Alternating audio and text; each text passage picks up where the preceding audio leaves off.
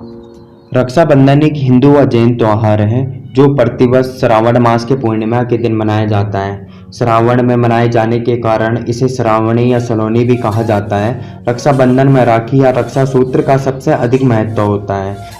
राखी के कच्चे सूत जैसी सस्ती वस्तुओं को लेकर रंगीन कलवे, रेशमी धागे तथा सोने या चांदी जैसी महंगी वस्तुओं तक हो सकती है। रक्षाबंधन भाई व बहन के रिश्ते का प्रसिद्ध त्योहार है। रक्षा का मतलब सुरक्षा और बंधन का मतलब बाध्य होता है। रक्षाबंधन के दिन बहनें भगवान से अपनी भाइयों की तरक्की के लिए भगवान से प्रार्थना करती है। राखी सामान्यतः बहनें भाई को बांधती है, परंतु ब्राह्मणों, गुरुओं और परिवार की छोटी लड़कियों द्वारा सम्मानित संबंधियों भी बांधी जाती है। कभी कभी सार्वजनिक रूप से किसी नेता या प्रतिष्ठित व्यक्ति को भी राखी बांधी जाती है। रक्षाबंधन के दिन बाजार में कई सारे उपहार बिकते हैं। उपहार के लिए नए कपड़े खरीदने के लिए बाजार में लोगों को सुबह से शाम तक भीड़ होती है। घर में मेहमानों का आना जाना रहता है। रक्षाबंधन के दिन भाई अपने बहन को कुछ उपहार देते हैं।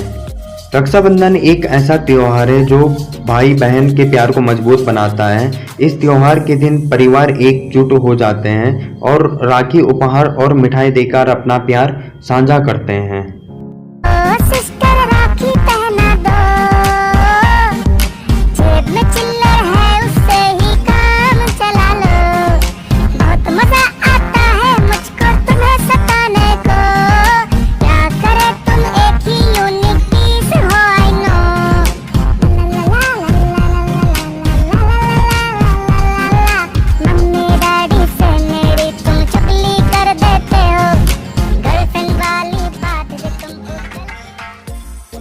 उत्तराखंड में इसे श्रावणी कहते हैं। इस दिन यजुर्वेदी द्विजों का उत्क्रम होता है। उत्सर्जन, स्नान विधि, ऋषि तृप्ति आदि करके नवीन ज्ञानोत्पीठ धारण किया जाता है। ब्राह्मणों में यह सर्वोपरि त्योहार माना जाता है।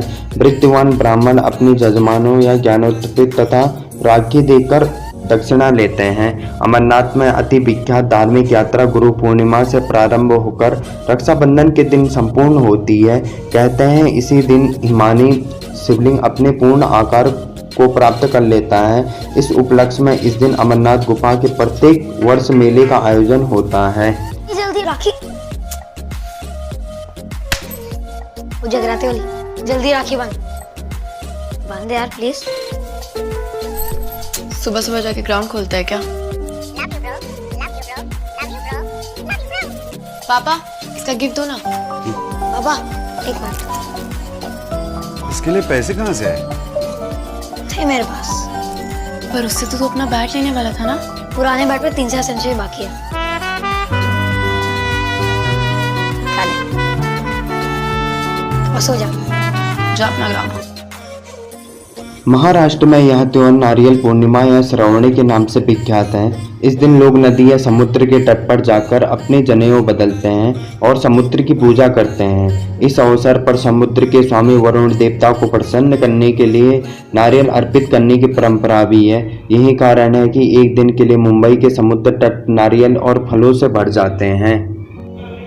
राखी का त्योहार कब शुरू हुआ यह कोई नहीं जानता, लेकिन भविष्य पुराण में वर्णन मिलता है कि देव और दानवों में जब युद्ध शुरू हुआ तब दानव हावी होते हुए नजर आने लगे। भगवान इंद्र घबरा गए और बृहस्पति के पास गए। वह बैठी इंद्र की पत्नी इंद्राणी सब सुन रही थी। उन्होंने रेशम के धागा मंत्रों और शक्ति से पवित्र करके अपने पति के हाथ पे बांध दिया। संयोग से वह श्रावण पूर्णिमा का दिन था। लोगों का विश्वास है कि इंद्र देवता इस लड़ाई से इसी धागे मंत्र शक्ति से ही विजय हुए थे।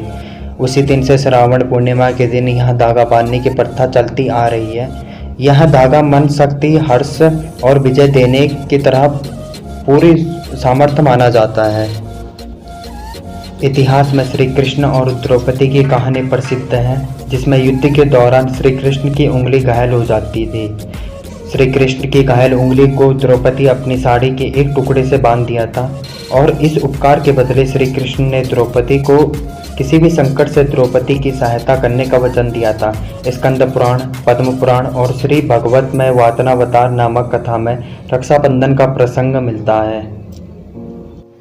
राजपूत जब लड़ाई पर जाते थे तब महिलाएं उनके माथे पर कुमकुम तिलक लगाने के साथ साथ हाथ में रेशमी धागा भी बांधती थी, इस विश्वास के साथ कि यह धागा उन्हें विजयश्री के साथ वापस ले आएगा। राखी के साथ एक और प्रसिद्ध कहानी जुड़ी हुई है। कहते हैं मेवाड़ की रानी कर्मावती को बहादुर शाह द्वारा मेवाड़ पर हमला करने की पूर्व सूचना मिली। रानी लड़ने में असमर्थ थी, अतः उन्होंने मुगल बादशाह हुमायूं को राखी भेजकर रक्षा की याचना की। हुमायूं ने मुसलमान होते हुए भी राखी की लाज रखी और मेवाड़ पहुंचकर बहादुर शाह के विरुद्ध मेवाड़ की ओर से लड़ते हुए कर्मावती व उसके राज्य की रक्षा की।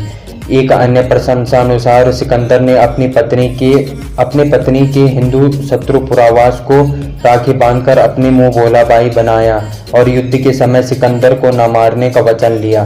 पुरावास ने युद्ध के दौरान हाथ में बांधी राखी और अपनी बहन को दिए गए वचन का सम्मान करते हुए सिकंदर का जीवन दान दिया। दोस्तों मैं आशा करता हूँ आपको मेरी वीडियो बहुत ही पसंद आई होगी। तो अगर आपको ये वीडियो बहुत ज़्यादा पसंद आई है तो प्लीज़ इसे लाइक करें और कमेंट करके ज़रूर बताइएगा। और प्लीज़ मेरे चैनल को सब्सक्राइब करें और शेयर करें ताकि मैं ऐसी ही वीडियो लाता रहूँ।